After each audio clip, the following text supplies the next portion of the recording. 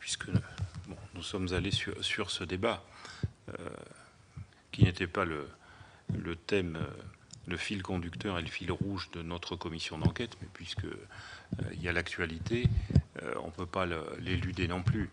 La question qui se pose, Monsieur le Président, c'est qu'on est passé d'un système où il était reproché à l'exécutif politique d'avoir la haute main sur la désignation des présidents de ces sociétés audiovisuelles publiques, à un système où, en confiant cette responsabilité à une autorité publique indépendante, je pense que ceux qui l'avaient fait se sont dit il n'y aura pas de problème, autorité publique indépendante, clarté, transparence.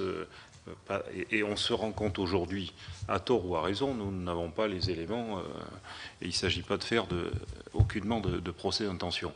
On se rend compte que les débats qui ont suivi certaines nominations sont de même nature ou pire que ceux qui avaient accompagné, par exemple, la désignation de M. Pfimelin. Donc ça pose un réel problème, et vous en êtes conscient, sinon d'ailleurs vous n'auriez pas réagi de la manière dont nous venons de parler. Je crois qu'on ne peut pas... Enfin, dans le cadre du travail que nous faisons, on ne peut pas éluder ce problème. Ça fait partie du fonctionnement. Ça fait partie du fonctionnement des autorités administratives indépendantes. Et effectivement, on voit bien aujourd'hui, et vous avez été sous les feux de la rampe, et ça ne doit pas être particulièrement agréable, mais on a le processus de désignation de Mme Ernotte, on a la décision du Conseil d'État du 17 juin 2015 sur LCI, et on a comme problème qui a été posé aussi la revente de la chaîne 23. Je pense que vous allez nous donner votre sentiment sur l'accumulation et les difficultés de ces trois dossiers.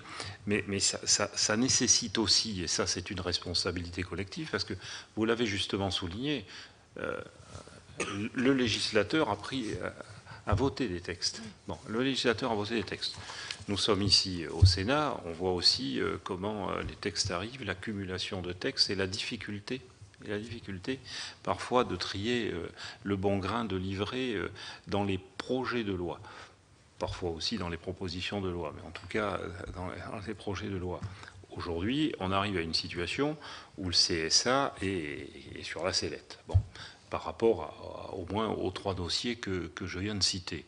Alors moi, j'aimerais avoir votre sentiment. Et on n'est pas devant un tribunal, on est dans une commission d'enquête qui avance sur la question des autorités administratives indépendantes. Votre sentiment sur, je dirais, le déclenchement de ces trois dossiers, et puis aujourd'hui la vision du président du CSA pour dire, ça peut, enfin, évidemment, il faut sortir de ce genre de situation pour faire en sorte une autorité administrative indépendante, encore plus une autorité publique indépendante. Je ne dirais pas que c'est comme la femme de César, mais il ne peut pas y avoir ça, monsieur le Président, et vous le savez pour avoir servi l'État depuis toujours. Donc ça veut dire qu'il y a quelque chose, qu'il y a un dysfonctionnement. Moi, je n'emploie pas d'autres termes parce que ça serait de toute façon non seulement discourtois, mais je n'ai pas les éléments pour employer d'autres termes, mais ça révèle qu'il y a un problème. Moi, je voudrais aller dans le sens du rapporteur, si vous me permettez, Monsieur le Président, en reformulant un petit peu. Moi, je ne suis pas sûr qu'il faille parler juste d'ajustement. C'est des questions de fond qu'il faut vraiment se poser sur ces affaires, sur cette affaire. Parce qu'en fait, vous nommez des dirigeants que vous allez contrôler après. Parce que c'est quand même ça, vous êtes autorité de nomination, mais vous êtes aussi autorité de régulation. Donc, le conflit d'intérêts qu'on avait pu ressentir à un moment donné, qu'on avait pointé au niveau de l'État, quelque part, on l'a déplacé seulement au niveau du CSA. Et donc, il faut vraiment quand même se poser cette question. Et moi, ma question est générale, au-delà des réponses que vous devez faire, et j'y veillerai au rapporteur, mais je crois qu'il faut vraiment se demander, je reviens sur les questions de nomination, est-ce qu'une autorité de nomination est compatible avec une autorité de régulation pour les mêmes personnes.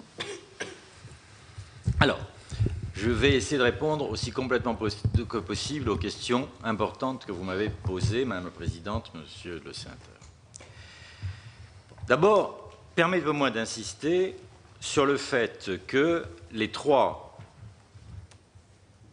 questionnements que vous avez soulevés sont de nature totalement différente. J'essaierai de vous le montrer. Ils n'ont vraiment rien à voir.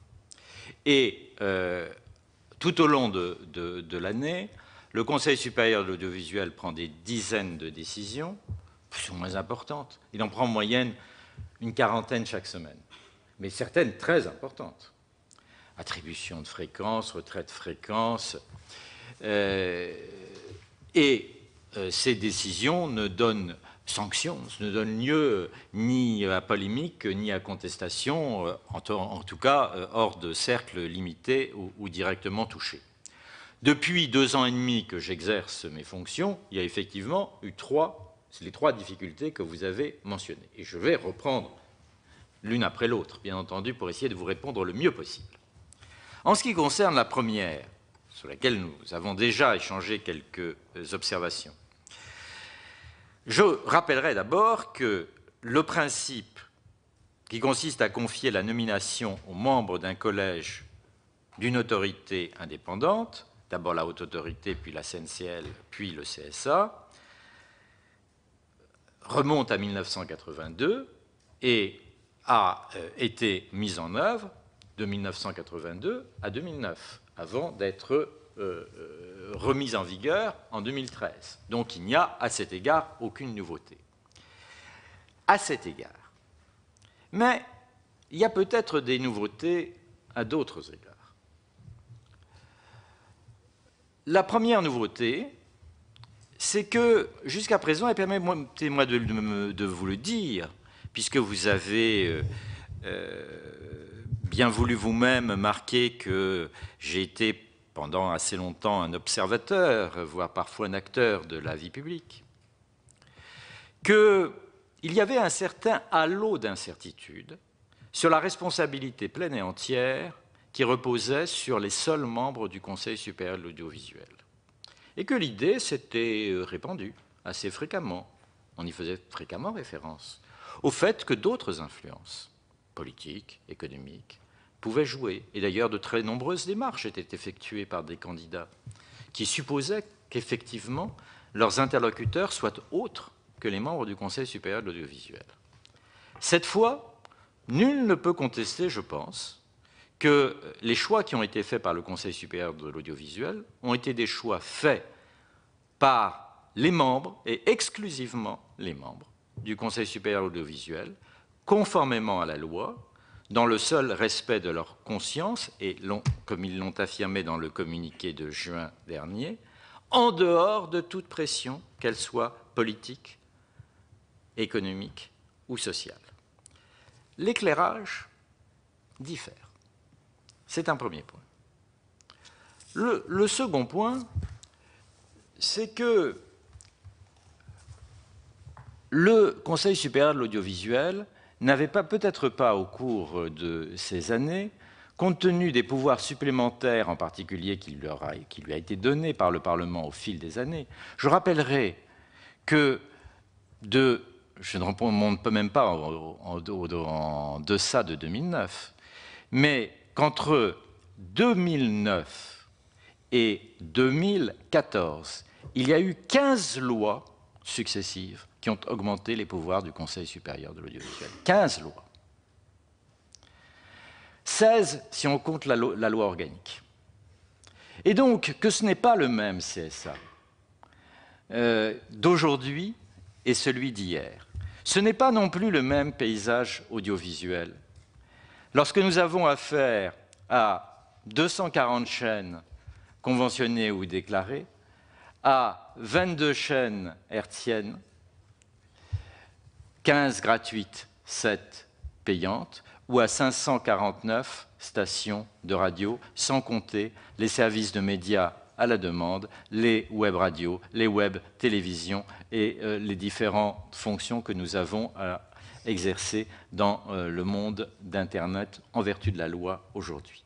Donc l'environnement a complètement changé, et d'ailleurs on peut observer que la présence dans l'actualité, indépendamment de ces affaires qu'il a porté un certain paroxysme, pas toujours du meilleur à loi, la présence du CSA est sans cesse plus intense. Et cela s'explique notamment du fait des compétences additionnelles que le législateur a voulu ou accepté ou lui a fait la confiance de lui confier. Et puis, troisième élément, c'est que jusqu'à présent, c'est une constatation que j'ai faite en prenant mes fonctions, en définitive, le contrôle de l'audiovisuel public était, à mes yeux assez paradoxalement, bien moindre que le contrôle du secteur de l'audiovisuel privé. Avec le secteur de l'audiovisuel privé, c'était quasiment le Conseil supérieur qui fixait les règles, notamment via les conventionnements ou la surveillance des déclarations. En revanche, pour le secteur public de l'audiovisuel, il y avait peu d'examens et peu de contrôle. Et d'ailleurs, lorsque l'on examinait l'organisation du CSA, nous venons de créer un département secteur public au sein de la direction des programmes, on voyait que sur les, à l'époque, 293 agents ETP que comportait le tableau des effectifs, il y en avait moins que sur les doigts d'une main qui s'occupaient à temps plein du secteur public audiovisuel. Ce qui, je le répète, est un paradoxe, car la loi met le secteur public audiovisuel, dans ses articles 43 et suivants, au cœur même des fonctions, des missions, des références et des modèles de la communication audiovisuelle en France aujourd'hui. Donc, prévoir un régulateur de l'audiovisuel qui ne s'occupe pas d'abord de l'audiovisuel public me paraît comporter une certaine contradiction dans les termes. Ces trois changements peuvent expliquer qu'une fois la compétence de nomination retournée au CSA en 2013, elle se présente dans un contexte qui puisse être substantiellement modifié. Mais j'en reste à la constatation qui est la suivante. Qu'est-ce qu'a fait la loi ? Elle est passée d'un système de droit commun où l'on confie au président de la République qui nomme aux emplois civils et militaires en vertu de l'article 13 de la Constitution, quel que soit l'organe concerné, parfois par le détour d'une nomination au conseil d'administration s'agissant d'une société comme représentant de l'État, à la nomination de 8, de 9 à l'origine, de 8 puis de 7 personnes. C'est la mutation qu'a réalisée la loi. Et effectivement, les nominations ont été le fait de 9 puis de 8 personnes, respectivement pour Radio France et France Télévisions, sans aucune interférence ni pression d'aucune autre autorité. Or, une autorité ou un groupe, fût-ce un groupe d'intérêt, qui est privé d'influence ou de pression, peut avoir tendance à s'en mécontenter. En ce qui concerne LCI, l'affaire n'est pas de tout, évidemment, de même nature. C'est le Parlement à nouveau qui a explicitement confié, par une modification de l'article 42-3 de la loi, le pouvoir au CSA de faire passer un service de télévision du payant au gratuit ou du gratuit au payant, puisque jusqu'à présent, c'était considéré, en vertu de la jurisprudence du Conseil d'État, comme une condition substantielle que le CSA n'était pas habilité à modifier. Donc nous avons fait une première application de la loi. Cette application a reposé sur des auditions, des échanges, elle a reposé sur des études d'impact de plus de 100 pages rendues publiques, elle a reposé sur des motivations. Il se trouve que l'Assemblée du contentieux du Conseil d'État a décidé que ce n'était pas suffisant au regard de ce qu'a voulu le législateur et qu'il fallait procéder en 2 temps. C'est-à-dire réunir tout ce matériau à travers des études et des consultations pour élaborer l'étude d'impact, puis à nouveau rouvrir un débat contradictoire, ouvert non seulement aux demandeurs, mais à tout tiers intéressé, et à leur choix, sous forme d'audition ou de contribution. Je signalerai qu'en l'occurrence, tous ceux qui se sont manifestés à propos d'une autre étude d'impact, celle de la bande 700, ont préféré évidemment l'audition à la contribution. Et par conséquent, c'est une procédure infiniment plus lourde, en 2 temps, en 2 volets, qui se trouve mise en œuvre par l'application de la décision de l'Assemblée du contentieux, si évidemment le législateur confirme cette interprétation. Elle va rendre infiniment plus lente et plus difficile la mise en œuvre des études d'impact, je me permets de le signaler. C'est un problème de procédure. Nous n'avons pas compris ainsi la volonté du législateur et nous avons cherché intensément dans les travaux préparatoires, nous n'avons vu aucune indication de cette intention. Mais la méthode employée par le CSA, à travers les études d'impact, n'a pas été en elle-même contestée, et le sérieux de ces études économiques, programmatiques et éditoriales a fait l'objet d'un débat public, mais n'a nullement été mis en cause pour le sérieux et l'approfondissement de ces analyses. Nous réexaminerons les dossiers de LCI de Paris Première et peut-être si d'autres le demandent, y compris puisque ça avait été le cas à l'origine Planète Plus, selon les mêmes méthodes et avec la procédure redoublée que nous a prescrite l'Assemblée du contentieux du Conseil d'État. En ce qui concerne la chaîne numéro 23, alors je voudrais d'abord être à nouveau extrêmement clair sur 2 points. La première, et je me permettrai une seconde et dernière fois de me citer moi-même, lorsque j'ai été entendu par les commissions des affaires culturelles avant même d'être nommé, j'ai dit que la diversité ne saurait dans mon esprit se résumer à une chaîne qui s'en prévalait. Et la seconde, c'est que les choix ont été faits en mars 2012, mis en œuvre en novembre 2012, et que l'ouverture de ces chaînes a eu lieu le 12 décembre 2012. Je n'exerçais aucune responsabilité au Conseil supérieur de l'audiovisuel et je ne me considérais pas comme ayant vocation à en exercer à aucune de ces dates. Donc j'ai trouvé, en quelque sorte comme les du collège précédent, les décisions que je viens de mentionner. J'ai toujours entendu le président de la chaîne numéro 23 dire, je ne pourrais pas dire beaucoup là-dessus puisque ce sont des affaires à l'instruction, mais il a dit publiquement, par conséquent ça je peux le reprendre, qu'il n'avait aucune intention de revendre à court terme la chaîne qui lui avait été attribuée. Il l'a dit en plusieurs lieux et à plusieurs reprises. Face au contrat qui a été annoncé, le Conseil supérieur de l'audiovisuel a usé des 2 voies qui lui sont ouvertes par la loi.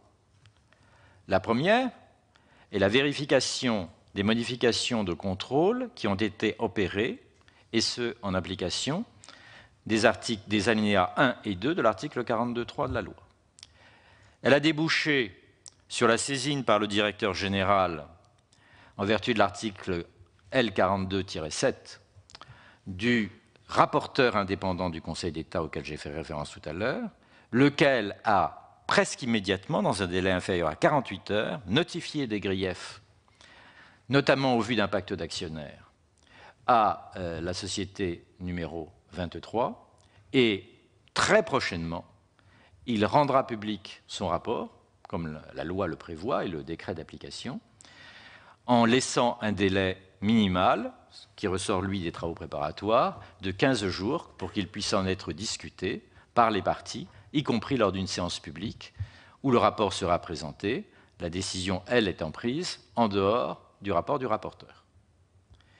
Il s'agit du seul cas de la loi où la mise en demeure ne soit pas prévue, la sanction, le cas échéant, si elle est proposée et votée par le collège, directement applicable, laquelle constitue un retrait de fréquence. La deuxième voie, c'est celle de l'agrément, prévue par les 5e et 6e alinéas du même article 42-3.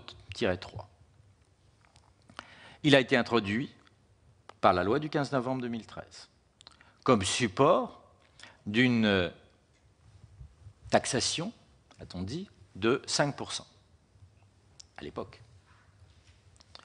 Et vous vous souvenez qu'à 2 reprises, le Conseil constitutionnel a été conduit à imposer des censures au motif que les dispositions prévues ne l'avaient pas été dans le cadre approprié, soit de la loi ordinaire, soit de la loi de finances. Les travaux préparatoires sont muets sur les conditions dans lesquelles le Conseil supérieur de l'audiovisuel doit attribuer ou ne pas attribuer un agrément. J'ai dit simplement que dès lors que c'est un agrément, il a vocation à être ou ne pas être attribué. Il ne saurait être automatique dans un sens ou dans un autre. Ce n'est pas une politique de guichet, mais une politique d'appréciation. Il apparaît, mais nous attendons le rapport, je ne le connais pas plus que vous, des services du CSA à ce stade et de l'étude d'impact qui est en cours d'élaboration. Il apparaît que l'ensemble des critères qui sont énumérés par les articles 29, 30, 30-1 et 31 de la loi sont susceptibles d'être appliqués. Nous verrons quelle sera la consistance de l'étude d'impact qui sera élaborée par le Conseil supérieur de l'audiovisuel, et il va de soi que cette étude d'impact sera soumise à la procédure dont je viens de parler en vertu de la décision de l'Assemblée du contentieux. Nous ferons en sorte, bien entendu, de rendre public le plus rapidement possible cette étude d'impact, mais je voudrais souligner auprès de vous que la multiplicité des études d'impact auxquelles nous devons procéder avec cette procédure doublement contradictoire qui touche en même temps numéro 23, les décisions relatives à LCI Paris Première ou d'autres, les conséquences considérables du basculement de la bande 700 et de l'extension des services haute définition liés à l'adoption de la norme de compression MP4, les demandes très nombreuses dont nous sommes saisis par des chaînes qui l'ont rendu public, concernant par exemple W9, D17, D8, Chéri, 25, font que la charge pour le Conseil supérieur de l'audiovisuel est tout à fait considérable. Mais cette charge, je vous en porte devant vous l'assurance, sera menée avec le plus grand sérieux, la plus grande minutie et le respect le plus scrupuleux de la loi.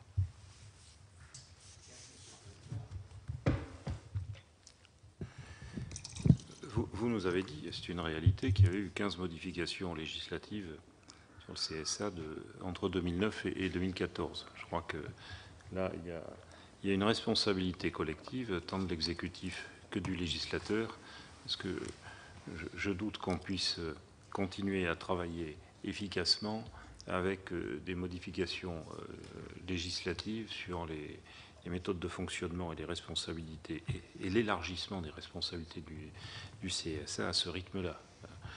Nous nous étonnons de la multiplication des autorités administratives indépendantes, souvent votées d'ailleurs par le Parlement, et on peut aussi s'étonner de la multiplication des dispositions législatives changeant tout constamment. C'est une interrogation que nous sommes amenés les uns et les autres à nous faire à juste titre très souvent. Pour en revenir sur les questions récentes qui font débat dans les médias, on dirait que c'est pas après tout contradictoire que des nominations touchant à l'audiovisuel fassent débat dans les médias, même si on pourrait espérer qu'il n'y en ait pas, et pas de raison de le faire. Bon, on a quand même vu, puisque nous lisons les uns et les autres la presse, bon, parfois sans enthousiasme et parfois en le déplorant, mais il n'en reste pas moins qu'on a eu une série d'informations sur ce qui s'était passé, bon, mettant en cause quand même, en réalité, des fuites. Bon, quand il arrive à nos yeux ou à nos oreilles qu'il y aurait eu un pré-rapport sur la gestion de M. Pfimelin, et la suite, vous la connaissez, que Bon, les débats au sein du CSA n'ont pas été très faciles. D'ailleurs, ce qui ressort, c'est expliqué dans votre communiqué du 4 juin, puisque vous dites qu'il y a eu débat et pas unanimité. Mais ces fuites et les éléments qu'on a pu trouver dans la presse posent quand même un certain nombre de problèmes. Et comment voyez-vous, parce qu'il faut en sortir, il faut trouver des solutions pour que il n'y ait pas, même si j'entends que dans ce domaine-là et dans celui de l'audiovisuel, avec finalement les conséquences économiques, politiques, la concurrence entre le privé et le public, l'équilibre de l'information, la diversité politique, c'est pas facile, ça ne le sera jamais, mais bon, vous le savez, il faut qu'on trouve des solutions qui permettent de sortir de ce genre de situation.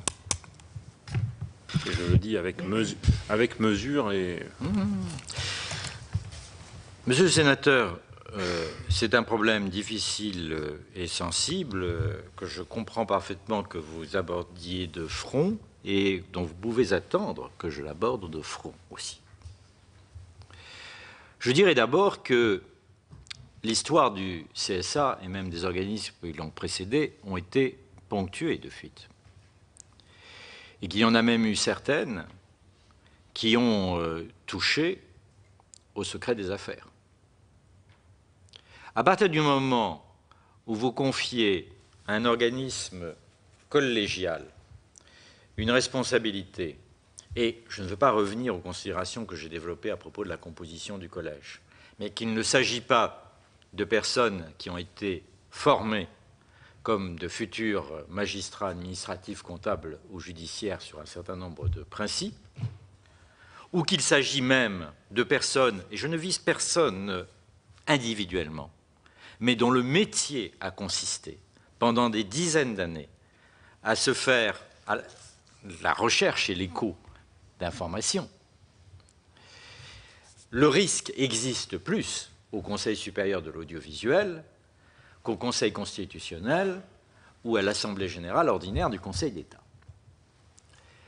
Je relèverai simplement que depuis que j'exerce mes responsabilités, c'est-à-dire donc janvier 2013, le 24 janvier 2013, il y a eu 2 exemples, pas des moindres, 2 exemples que vous avez cités.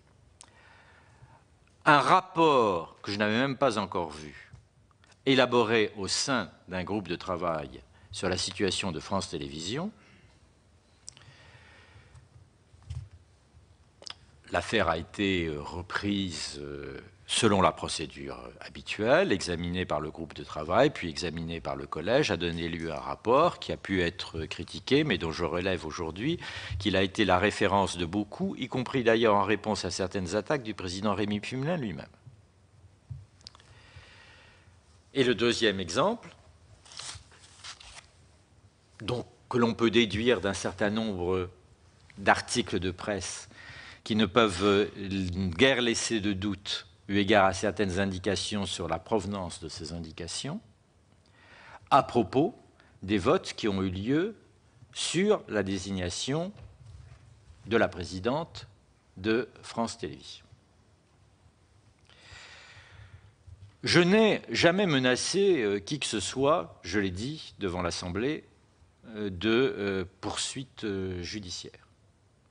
Mais je dois relever que non seulement l'article 5 de la loi garantit strictement le secret des délibérations, il a même été précisé par la loi récente du 15 novembre 2013, donc on ne peut pas dire que ce soit une législation estompée, mais encore qu'il est strictement prohibé et puni par le Code pénal.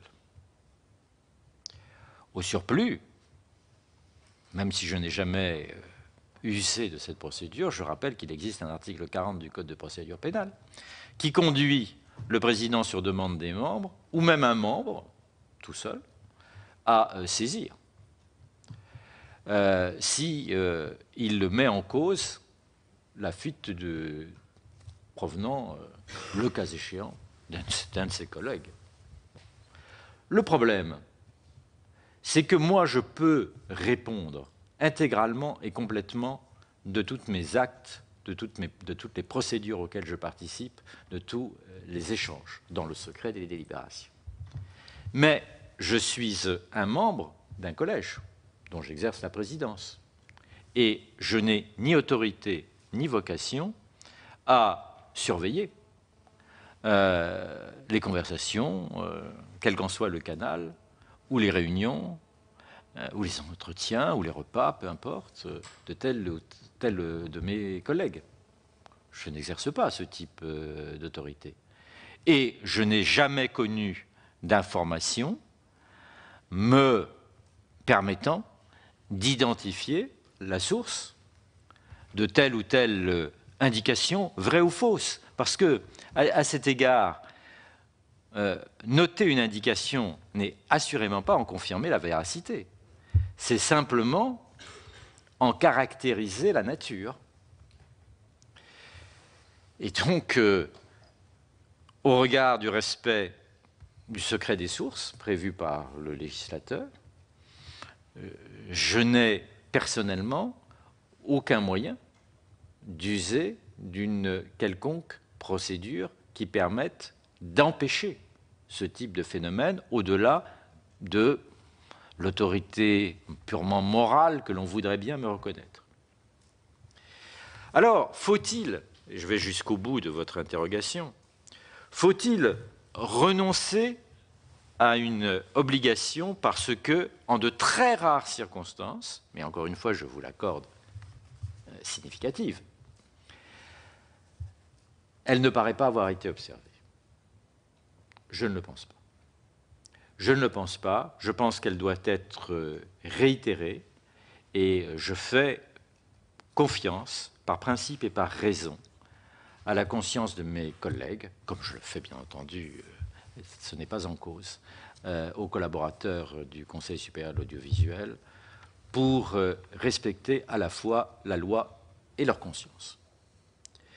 Je crois qu'il faut se garder d'attacher une importance exagérée à des faits isolés. Cela me rappellerait un raisonnement d'une toute autre nature qui est souvent opposé à l'action du Conseil supérieur de l'audiovisuel, qui consiste à lui dire « Mais pourquoi donc contrôlez-vous avec une telle conscience, une telle minutie la protection de l'enfance ou de l'adolescence, ou bien le pluralisme politique, puisque sur les réseaux sociaux, tout est possible et tout est permis ?» Je caricature, bien évidemment. Mais c'est un peu le même type de problématique. Non, nous devons tenir aux principes. Nous devons s'assurer chaque fois qu'il est possible de leur respect. C'est tout à fait essentiel. Et il y va de la nature et de la portée de la délibération collégiale. Je crois que cette délibération collégiale au sein du Conseil supérieur de l'audiovisuel a beaucoup apporté et continue de beaucoup apporter tout au long de son histoire. Qu'il y ait eu des incidents, encore une fois, certainement pas limités à la période dont j'ai eu une part de responsabilité, c'est incontestable, mais ce ne va pas conduire à des conclusions générales et négatives.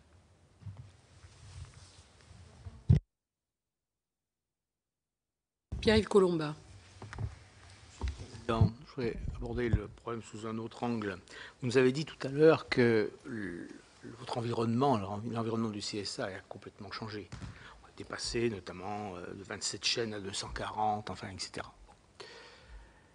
Vous excuserez le caractère un peu primaire de mon observation, mais mon impression de téléspectateur, c'est que le paysage est certes plus encombré, mais il n'est pas forcément plus divers. Et ce qui peut être compris, s'agissant de chaînes privées qui visent d'abord à faire de l'argent, est un peu plus étonnant s'agissant de l'audiovisuel public. car sur le plan culturel, je veux dire que quand on passe en revue les chaînes, on reste quand même souvent sur sa faim. Alors vous nous avez parlé, et c'est significatif je crois, de veiller à la diversité. J'aurais souhaité que vous veilliez aussi au pluralisme, et pas seulement le pluralisme officiel, en répartissant les temps de parole en fonction des résultats des élections, mais en matière culturelle, c'est un problème beaucoup plus large. Donc, c'est un premier aspect de mon impression. Ça n'est qu'une impression, mais vous me direz si vous la partagez ou si vous ne la partagez pas, ou s'il y a des choses qui sont faites dans ce sens-là.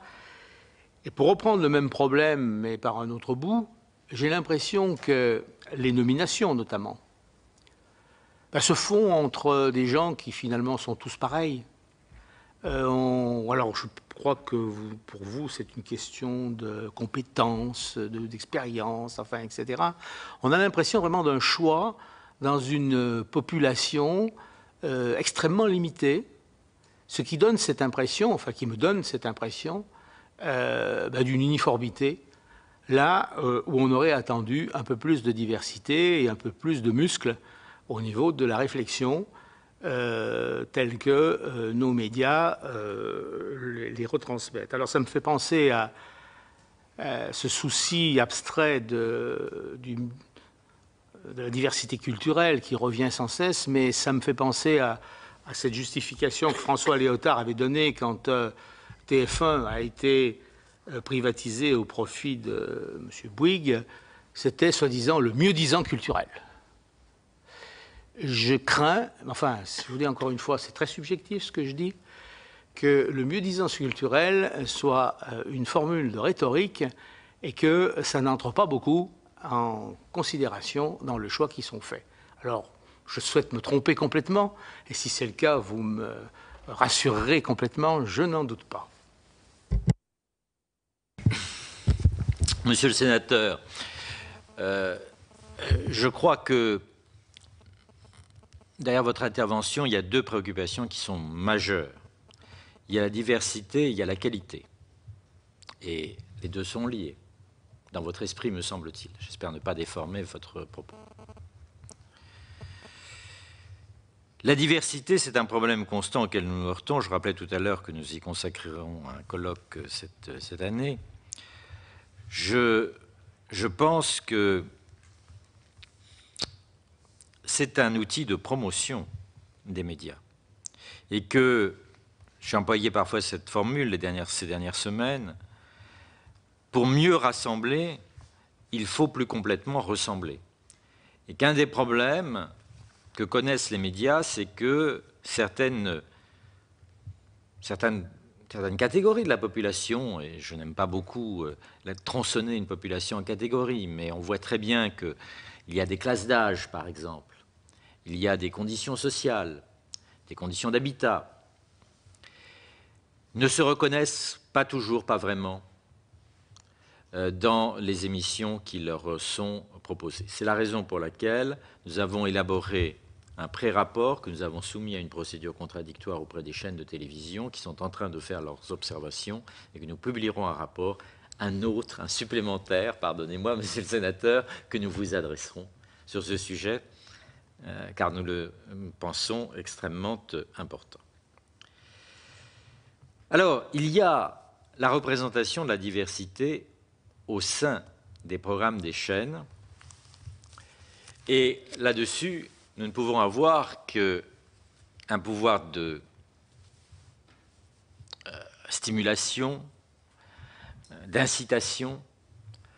Nous entrons dans la semaine du 14 juillet, nous avons fait un message à l'initiative de notre collègue Memona Interman-Fidji, ainsi libellé « Nous sommes la France », qui sera reproduit tout au long de la journée, qui pourra l'être sous des formes de rattrapage tout au long de la semaine, qui sera présent sur le site du CSA et qui sera étendu pour la première année à toutes les radios, elles sont très nombreuses, qui veulent bien s'y associer. Mais cela montre les limites, car nous n'avons ni l'argent pour financer ces séquences, ni la force juridique pour les imposer.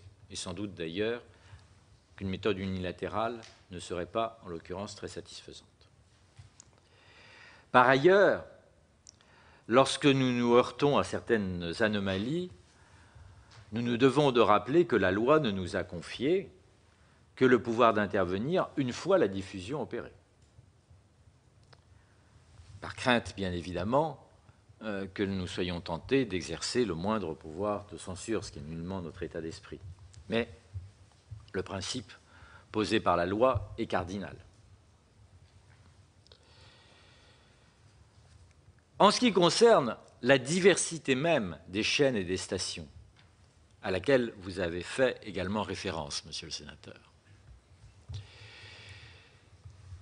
c'est incontestablement en soi un facteur positif que d'offrir au public une gamme aussi large que possible de programmes.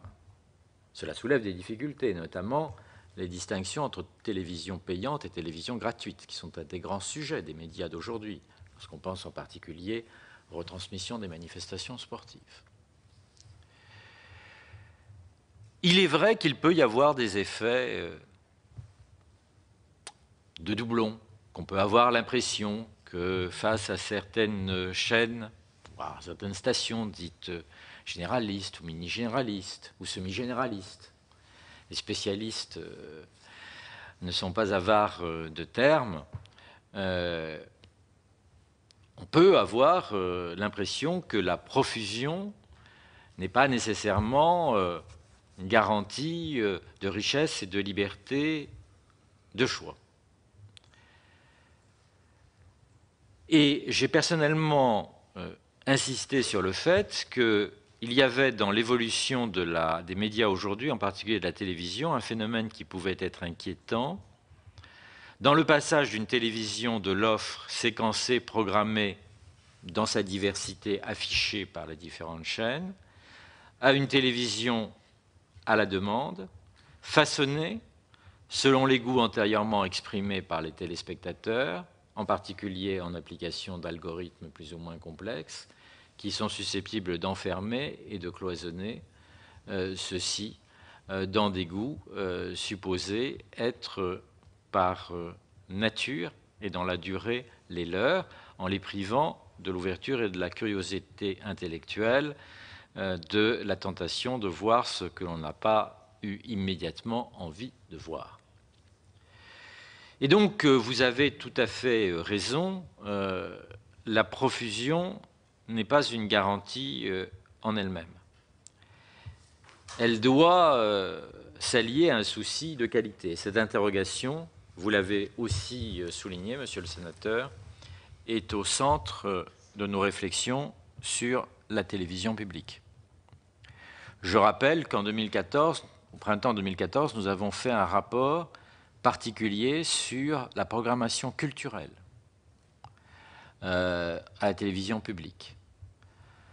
L'été et la nuit, c'est le titre d'une étude assez connue d'une personnalité sur la tentation de remplir ses obligations à des moments de faible écoute. On retrouve cette tentation chez beaucoup de nos interlocuteurs, en particulier parfois dans des radios musicales ou des chaînes musicales.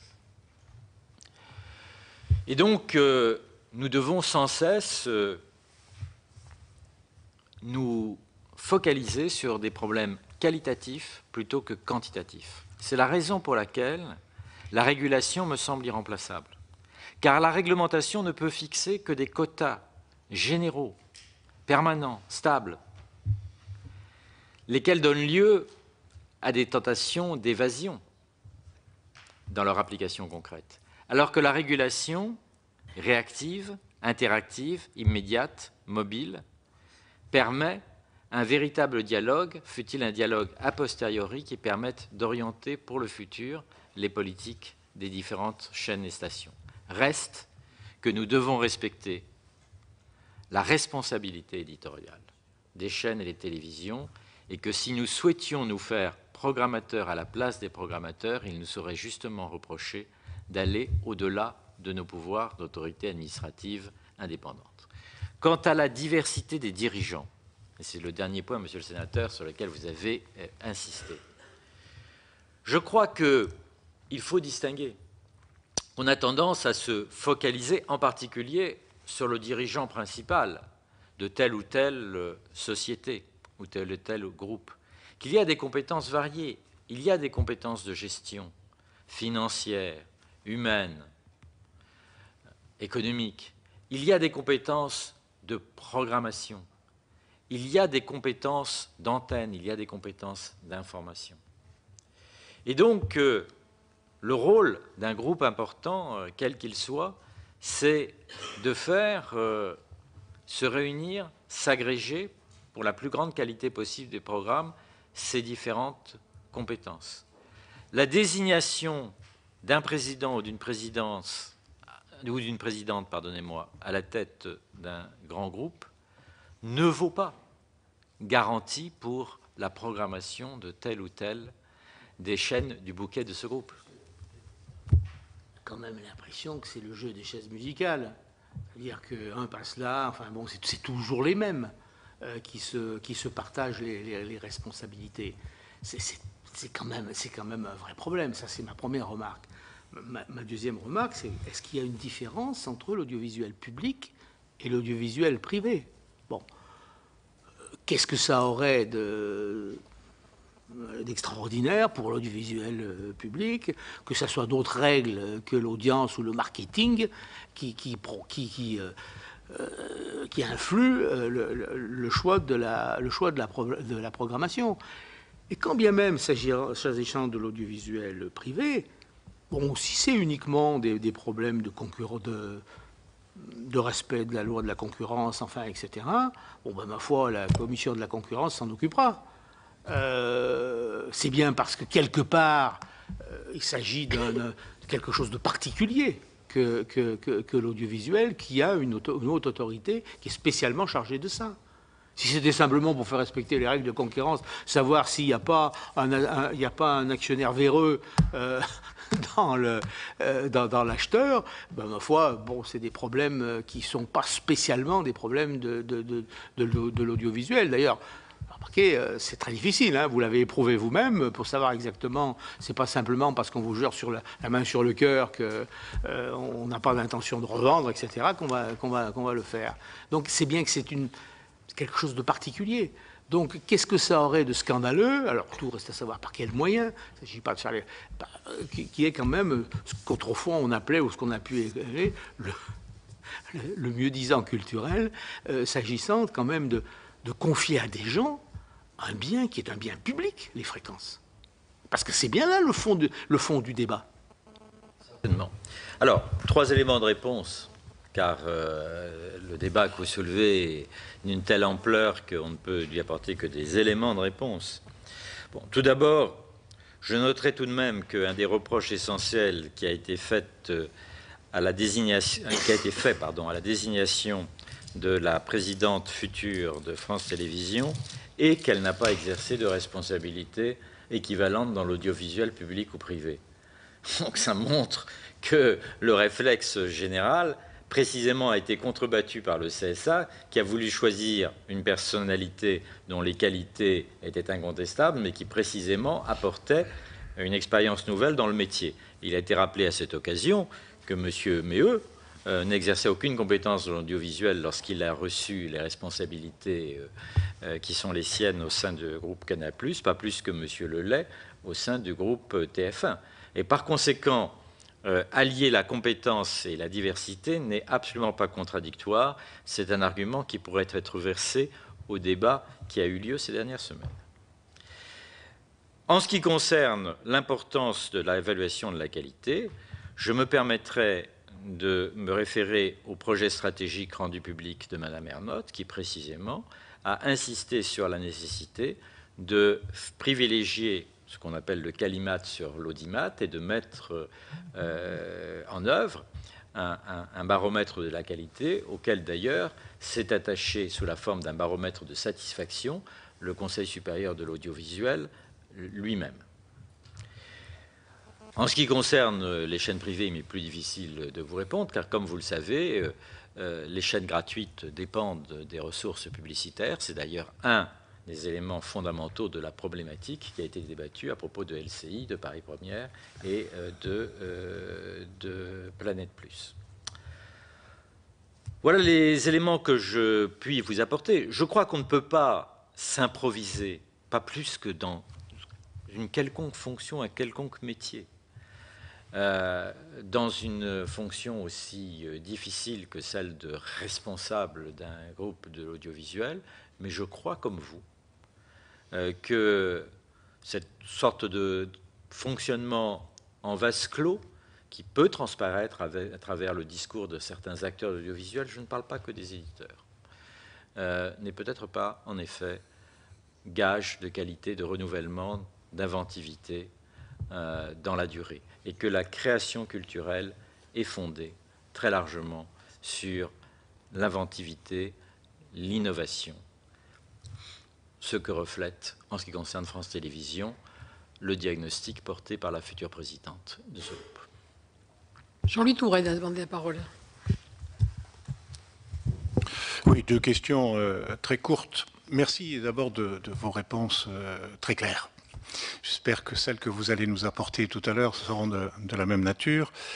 La première question porte au fond sur l'appréciation que vous portez sur les programmes, sur la nature et le contenu de ces programmes et l'espèce de conjugaison d'intérêts, voire de conflits d'intérêts entre des grandes sociétés qui sont aussi l'objet de grandes commandes de l'État et qui possèdent en même temps des chaînes importantes et qui ont une diffusion extrêmement élargie. Est-ce que ça conduit à des perversions, des dérives en matière de programme que vous êtes capable d'apprécier, voire de corriger?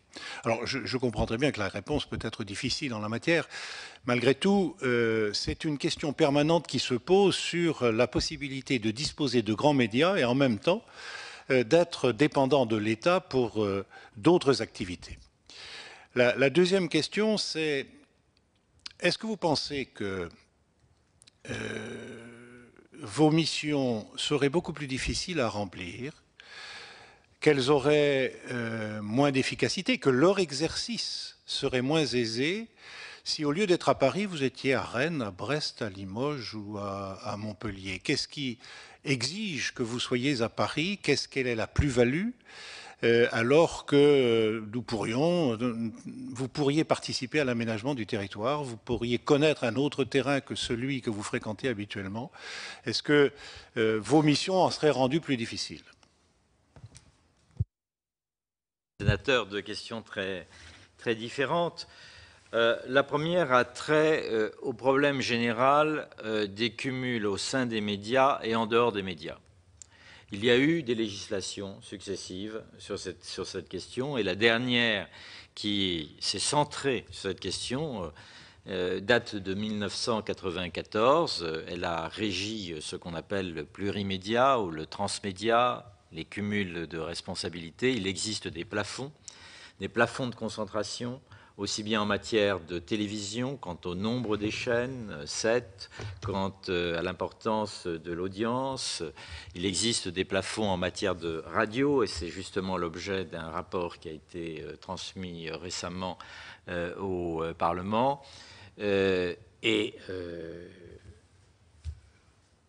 Le problème a été débattu à plusieurs reprises dans la vie publique de savoir si certaines activités étaient ou non conciliables. Vous me permettrez tout de même de vous répondre sur ce point, que ça, c'est une question qui est éminemment politique et que le CSA n'a vraiment pas à se prononcer sur la capacité d'un groupe engagé dans les médias de s'engager dans d'autres activités. Il sortirait complètement de ses compétences. Quant à son implantation... Oui. Ma question n'était pas celle-là, effectivement. Je comprends très bien que ce n'est pas de votre responsabilité ni de votre compétence. Mais est-ce que vous ressentez, vous, une certaine influence sur le contenu des programmes et sur ces programmes eux-mêmes du fait de ces concentrations? Parce que ça, il vous appartient à juger. La question question n'a jamais été, ma réponse va peut-être vous décevoir, mais je ne peux pas en faire d'autre. La question n'a jamais été délibérée au sein du collège du Conseil supérieur de l'audiovisuel. Aucun fait précis ne nous a conduit à nous interroger sur cette question. Et si c'est mon opinion personnelle que vous me demandez, alors là, je suis forcé, tout en ayant conscience d'être devant une commission d'enquête, de respecter le devoir de réserve lié à mes fonctions. Je ne peux pas, en tant que président du Conseil supérieur de l'audiovisuel, devant vous, me livrer à des appréciations de caractère purement personnel. Alors, en ce qui concerne la territorialisation, je dis qu'il y a des raisons objectives pour qu'il y ait un établissement principal dans la région parisienne. C'est tout simplement le contact physique et concret avec l'ensemble de nos interlocuteurs. Les pouvoirs publics, qui sont très importants pour nous, sont installés dans la région parisienne. L'ensemble des sièges des grandes sociétés nationales de radio et de télévision le sont. Et d'ailleurs, notre implantation, qui n'est pas au cœur de Paris, mais dans la tour Mirabeau, limitrophe de la commune d'Issy-les-Moulineaux, le 15e arrondissement est limitrophe, nous permet en plus d'être voisins d'un certain nombre de sociétés, type l'INA, France Média Monde, Eurosport, qui sont installées dans ce quartier qui de plus en plus prend un tour de quartier. Et j'ajoute les télécommunications, Tour Orange, Tour Bouygues, même si un projet de déménagement est en cours, qui pratiquent des activités semblables ou voisines de la sphère de la régulation qui est la nôtre. En revanche, je crois profondément que le CSA ne doit pas rester ni en réalité ni en image comme une institution parisienne, qu'il est une institution des territoires. Et c'est pour cela que, depuis que j'ai pris mes responsabilités, j'ai porté constamment l'accent sur l'importance du rôle des comités territoriaux de l'audiovisuel. Et que mon souci, avec le directeur général et le directeur général adjoint, est d'accroître sans cesse leurs compétences et leurs moyens. Et je vous en donnerai comme exemple le fait que nous venons de leur transférer, outre leurs compétences en matière de radio locale, les compétences en matière de télévision locale. Et donc je pense que tout ce qui est territorial dans le monde de la radio et de la télévision doit relever au premier chef des comités territoriaux de l'audiovisuel. Nous avons aussi nous venons d'abandonner une pratique qui avait cours jusqu'à présent, qui permettait de contredire une décision du comité technique de l'audiovisuel et de l'inviter à en reprendre une différente de la première, qui soit conforme à l'orientation que nous lui donnions. Pourquoi ? Parce que je pense que chacun doit avoir ses responsabilités. Le principe, c'est que c'est le comité territorial de l'audiovisuel qui décide. Il décide pratiquement dans plus de 95% des cas. Et lorsqu'il y a une différence d'appréciation qui peut parfaitement s'expliquer, car il peut y avoir une contradiction entre une optique locale de la régulation et une optique nationale de la régulation, alors le CSA, le collège tout entier, doit prendre ses responsabilités, évoquer l'affaire et prendre la décision qui lui paraît mieux appropriée. Jean-Louis, encore une autre petite question. Juste une petite réaction à ce que vous venez de dire. Je voudrais que, Monsieur le Président, vous preniez conscience du fait que l'argumentation que vous venez d'employer, c'était exactement la logique qui préside à toutes les concentrations. Cette nécessaire promiscuité aboutit inévitablement à rassembler autour d'un même pôle l'ensemble de ceux qui doivent travailler ensemble. Avec cette logique-là, normalement, il faudrait que toutes les mairies quittent leur commune pour être autour du ministère de l'Intérieur parce qu'il y a des nécessaires voisinages. Bon, oui, c'est déjà les budgets, on va nous les supprimer. Monsieur le sénateur, vous me permettrez, mais je sais que, assurément, je ne vous apprendrai rien, donc pardonnez-moi cette réponse que je vous fais avec simplicité. Le législateur a voulu que les comités territoriaux de l'audiovisuel soient des échelons déconcentrés du Conseil supérieur de l'audiovisuel. Ce ne sont pas des mairies. Si le législateur décide de créer des conseils régionaux, des conseils départementaux et des conseils communaux de l'audiovisuel, cette décision sera appliquée. Sauf que, bon, c'est souvent au détour de tout un tas de textes. Et la difficulté, c'est justement de rassembler ça et d'avoir une vue globale des choses.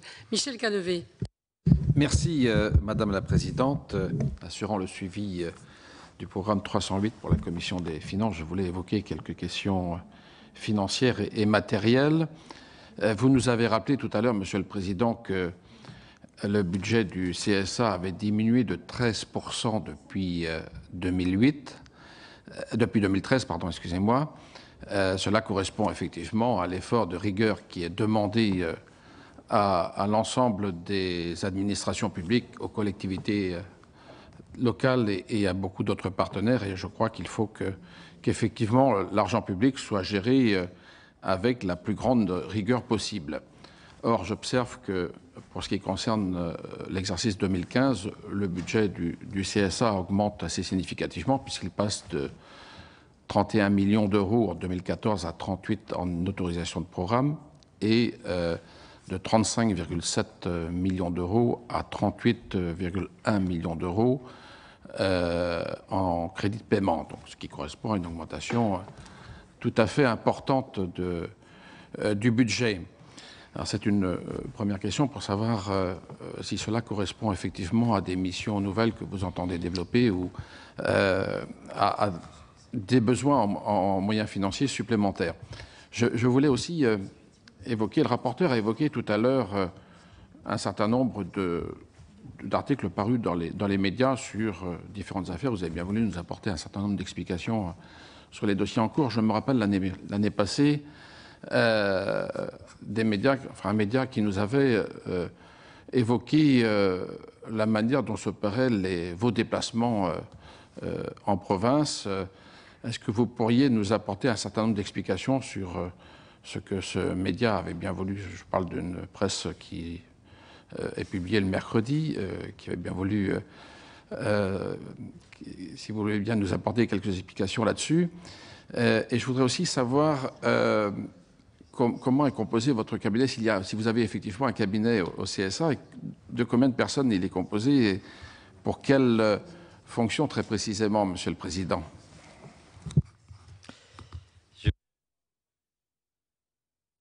Alors, d'abord, en ce qui concerne l'augmentation dont vous parlez, elle est optique.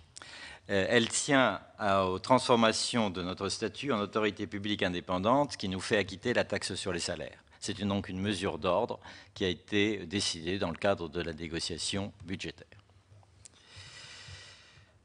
En ce qui concerne les deux déplacements dont il a été question, c'étaient des déplacements qui, l'un pour des raisons d'horaire et l'autre pour des raisons liées à une prise de parole qui est absolument nécessaire et pour laquelle malheureusement d'ailleurs je suis arrivé malgré tout avec une demi-heure de retard, et l'autre pour des raisons d'éloignement, rendait l'utilisation d'une voiture de service qui est dévolue aux besoins du président dans l'exercice de ses fonctions, à mes yeux et aux yeux de la direction générale, parfaitement justifiable et financièrement tout à fait équilibré par rapport à des frais de location ou de taxi.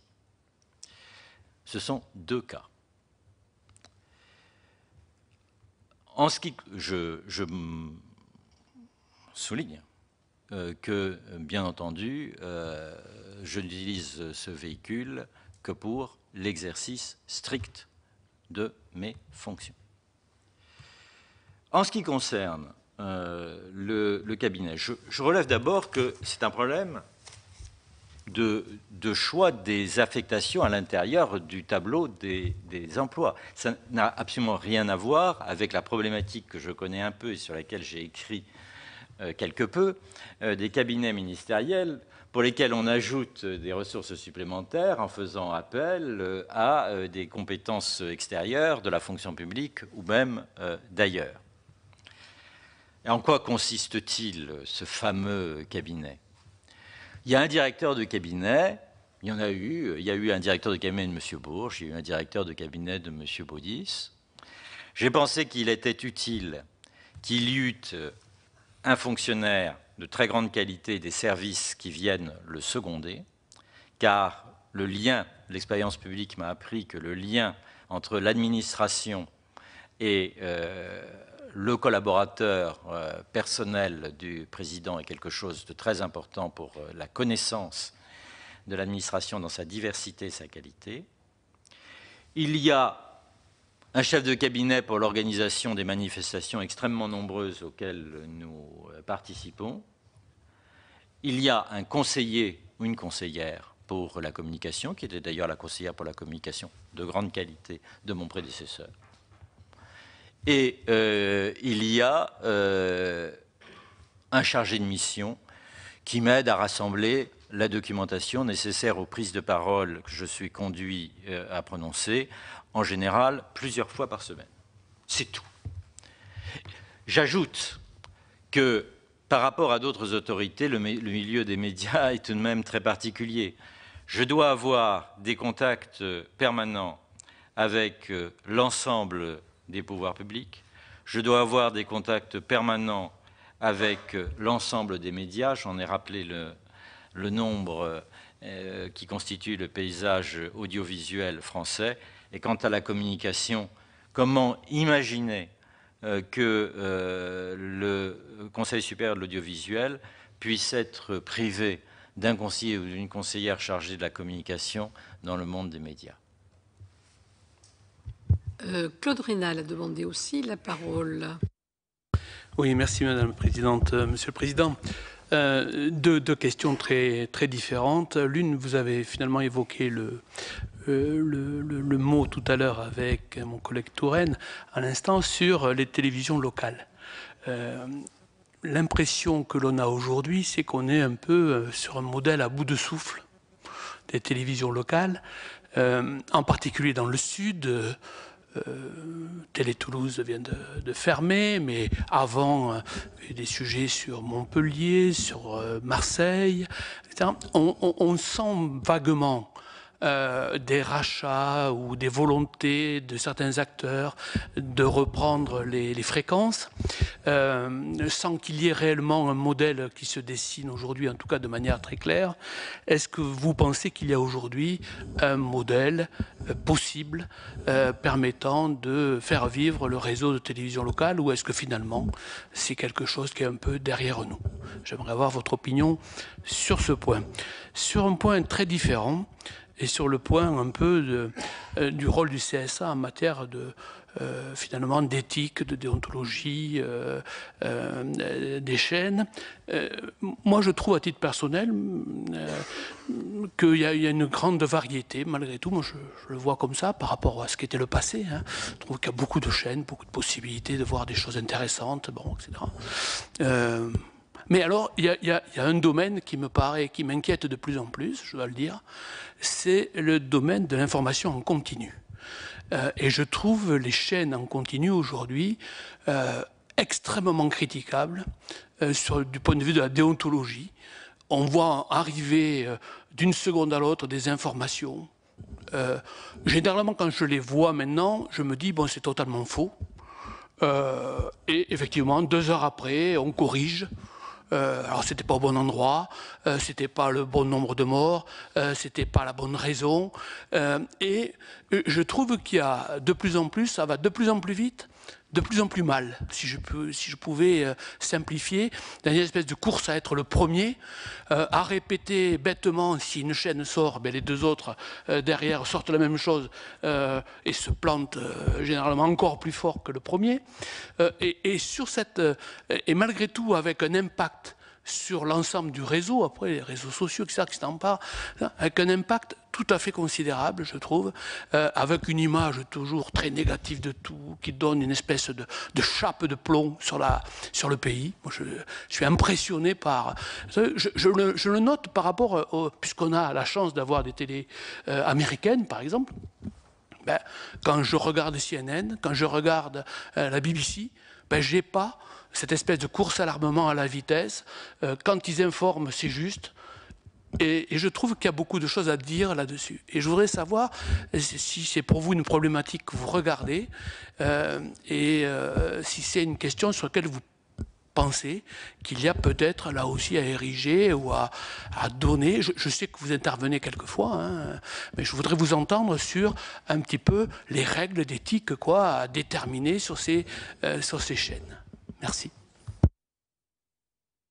Merci, Monsieur le Sénateur. Donc, deux questions tout à fait différentes, comme vous l'avez souligné. Alors, en ce qui concerne les télévisions locales, elles ont évidemment une très grande importance. Et lorsque je me déplace dans les différents territoires, notamment à l'occasion de la visite de comités territoriaux de l'audiovisuel, je suis à chaque fois frappé de cette place. Alors, c'est vrai que c'est un monde économiquement très instable, qui connaît beaucoup de disparitions, mais aussi beaucoup de naissances. Je relèverai que nous avons fait depuis le début de l'année 4 appels d'offres et qu'à chaque fois nous avons eu des candidats susceptibles d'être retenus. Je dis susceptibles parce que toutes les procédures n'ont pas été à leur terme. Il y a encore eu un cas récent en Île-de-France où la renonciation à une fréquence par le groupe Énergie a donné lieu, dans un premier temps, à 13 candidatures devenues 11 en définitive. Donc, et nous avons passé toute la journée à auditionner ces candidatures qui montraient, je dirais, des ambitions, des vocations et des appétits très divers et variés. Donc je crois qu'il ne faut pas être trop pessimiste. En revanche, il faut avoir conscience de la très grande fragilité de ces télévisions locales et en particulier de leur dépendance par rapport aux collectivités publiques. D'ailleurs, c'est au centre des débats à propos de Télé Toulouse, qui les soutiennent plus ou moins et qui sont frappées aujourd'hui, elles aussi, vous le savez bien, qui pourrait mieux le savoir que vous, par les contraintes des finances publiques. Et donc, il y a un appétit, un dynamisme qui demeure, il y a un environnement qui est de plus en plus difficile. Et je voudrais sur ce point insister sur une préoccupation qui s'est fait jour au sein du collège, d'une meilleure coordination, je ne dis pas d'une coopération parce qu'elle n'est pas toujours possible, entre les stations régionales qui parfois comportent des antennes départementales de France 3 et les chaînes de télévision locales. Parfois, nous avons de très bons exemples de coordination et parfois d'ignorance et même d'affrontements feutrés. Par conséquent, je crois qu'il ne faut sûrement pas renoncer à l'idée et au soutien parce que ces télévisions locales sont un élément fondamental qui fait vivre les territoires. Et que accepter le repli des télévisions locales, c'est s'inscrire dans une optique de repli général à laquelle je sais à quel point votre Haute Assemblée est à juste titre hostile. Sur la seconde question. Pardonnez-moi. Sur la seconde question, cette problématique, elle a été très présente dans l'étude d'impact concernant LCI. Et j'ai noté d'ailleurs des déclarations des dirigeants de TF1 qui ont fait savoir que s'ils s'apprêtaient à présenter au CSA de nouveaux projets, ce serait dans une optique d'éditorialisation différente. Je n'ai encore vu aucun projet, mais c'est une marque de ce débat que vous venez d'ouvrir à l'occasion de cette séance. Alors, il est sûr que l'absence de recul, la recherche de recettes publicitaires, la concurrence sur laquelle les intéressés insistent beaucoup, j'y faisais référence tout à l'heure, des réseaux sociaux, fait qu'il y a une tentation de l'information à tout prix. Et cette information à tout prix peut, dans certains cas, être, à nos yeux, une information déviante. Nous sommes dans un contentieux devant le Conseil d'État. Je ne sais pas ce que le Conseil d'État dira. Mais nous avons affirmé que montrer pour une chaîne publique les derniers instants, les cris de grâce d'un policier assassiné était attentatoire à la dignité humaine, même s'il nous a été répondu que si CNN ou Al Jazeera faisaient la même chose. Nous avons pensé que indiquer la présence de personnes que ne connaissaient pas des assassins dans des locaux qu'ils occupaient, ou de personnes susceptibles d'être prises en otage, ou montrer un assaut au prix duquel pouvait se trouver suspendue la vie d'autres personnes, pouvait constituer des atteintes à la préservation de la vie d'autrui, à la sauvegarde de l'ordre public, ou encore une fois à la dignité de la personne humaine. Nous n'avons pas entendu beaucoup de voix en dehors du CSA pour le dire. Mais cela ne nous désoriente pas, cela nous confirme dans la vocation singulière et peut-être irremplaçable du CSA, qui est d'alerter sur les déviances et les anomalies possibles, heureusement rares, susceptibles de se manifester. Nous le faisons dans l'exercice de notre responsabilité collective et sous le contrôle du juge. Je pense, même si aucun sondage n'est paru sur ce point, et vous en êtes fait l'écho, que cela peut correspondre à une sensibilité du public, pour lequel la responsabilité éditoriale est quelque chose, comme pour nous, de fondamental. Car ce qui différencie une chaîne de télévision, quelle qu'elle soit, quel que soit le type d'information qu'elle produise, d'un réseau social sur lequel on poste des messages ou des vidéos, c'est la responsabilité qui consiste à analyser, à étudier, à sélectionner et à présenter. C'est la responsabilité éditoriale. Monsieur le Président, bon, j'ai compris que c'était un message pas subliminal aux parlementaires.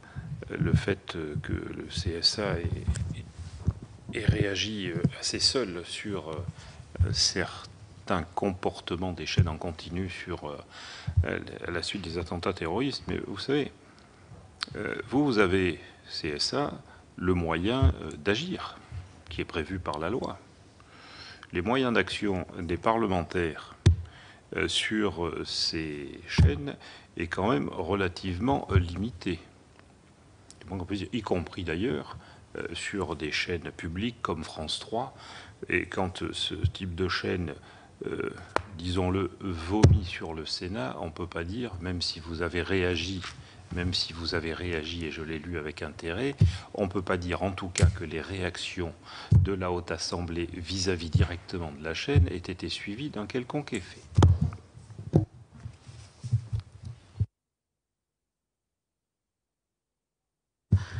On arrive presque à être hors champ, là, quand même, du périmètre de notre commission d'enquête. Mais bon, c'était nécessaire et évident. Pas d'autres questions, mes chers collègues. Monsieur le rapporteur, pas d'autres conclusions.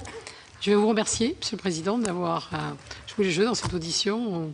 Vous avez répondu complètement à nos interrogations. Merci beaucoup. Merci beaucoup à vous, Madame la Présidente, à vous, Monsieur le Sénateur rapporteur, à vous, Messieurs les sénateurs.